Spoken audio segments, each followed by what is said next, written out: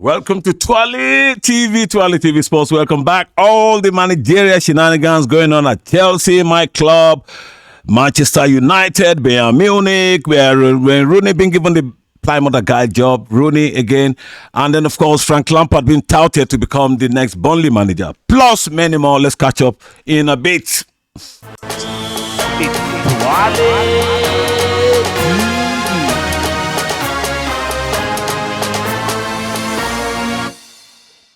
Okay, let's go. I actually thought I won't be going back to all the managerial appointments that's been going on lately. A bit controversial, and we all know why. Now, with Chelsea confirming Enzo Maresca as the manager, is confirmed a lot of things to me. I'm going to start with my club Chelsea, okay, before I move to other clubs. So, Enzo Maresca now from a managerial, well, not even managerial, from an assistant coach to managing a B team in Europe, come back to rescue Leicester to Premier League again from Championship, and that qualified him to be Chelsea manager. Wow. Okay, let's leave that aside. Why would such idea, be of importance to people who have spent so much money? Okay, because initially I was criticizing the owners. Why would you take such a risk? And I looked at the whole, spectrum of activities that's been happening lately. Man U were desperate to sign Kieran McKenna, the aspiring, one of the, probably the best aspiring one out of the lot that we're talking about. He too, has a similar path, rescuing, Ipswich from League One to Championship and to Premier League. Does that qualify him to be Man U manager? And they were desperate to sign him. Bayern Munich, similar pattern. They were hell-bent in getting Vincent Kompany. He only retired about 3 years ago. Went back to his childhood club Anderlecht in Belgium, played one season, retired, managed them for a season, left, came to Burnley, Championship, took them to Premier League first season, and it was given Bayern Munich job. So I can't figure out in my brain what's going on. So one conclusion I come to, very simple. These guys were given the role of coaches, not managers. So the affairs of football operation would lie between the director of football and the hierarchy. So if you're a Mourinho, if you're Antonio Conte, if you're Ancelotti, you can't take these kind of deals. You can't take this kind of contracts because you run the affairs. You run things like Sir Alex Ferguson did. The affairs, the football operation involvement, it's too critical to leave a manager out of football operation decisions. So I would love to see how this pans out, to be honest, because we've tried it with Graham Potter and we've gone back again. And there's one connection I can see between this lot, because it seems as if every Pep Guardiola graduate has to be valued more than even experienced managers. Arteta proved it. Pep Guardiola graduate. He's done fantastic job at Arsenal. But he hasn't won anything apart from FA. And he had spent 700 million quid. So with Pep Guardiola still in this league, if Arteta can't win it, that close in 2 seasons, this bunch of new managers, they are just going to join the queue. Okay? They're just going to join the queue of chasers. How they're going to outwit Pep Guardiola, I can't see it. Somebody with 20 years experience. Somebody was asking me how come Arsenal can't overcome the last hurdle. And I wasn't taking a snip at Arsenal. I just said, but look at Pep Guardiola. He's been overcoming the last hurdle in his managerial career for the last 2 decades. He's used to it. But Arteta has only started doing it in the last 2 years. He failed to overcome the last hurdle last year with the 11-point lead and 10 or 9 games to go.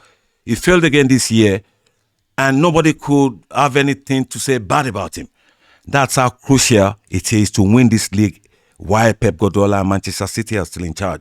And to be given the jobs to inexperienced managers, it gets to me as a football fan, to be honest. It really hits me hard because I could see something coming, okay? Because all it takes is a form of bad results. It happens to everybody. Talk less of inexperienced managers.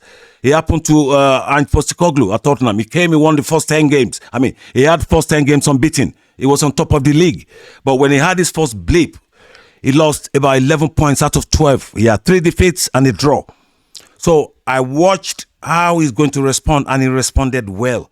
So we would have to wait and see how Mr. Enzo Maresca responds, okay, with Chelsea going through a dip.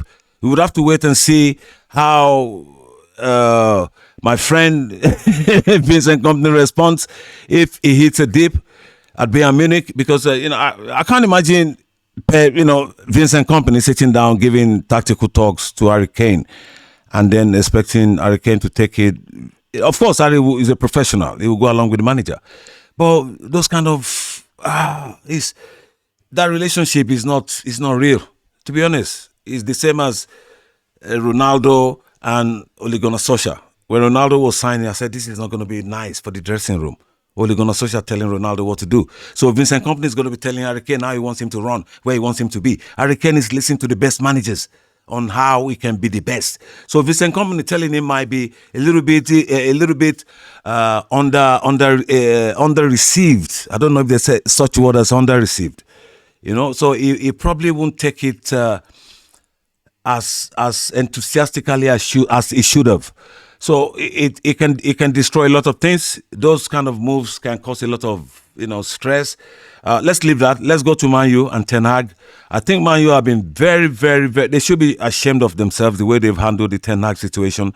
The guy has kept really quiet, even though I'm not really a fan of Ten Hag. Man U haven't said a thing whether it's going or not. The speculation has been going on a couple of weeks before the FA final. He won the FA Cup final. And then he started his own mind game. He started talking himself. I have to go on holiday. They have to tell me what they have to do. So all these things are messy.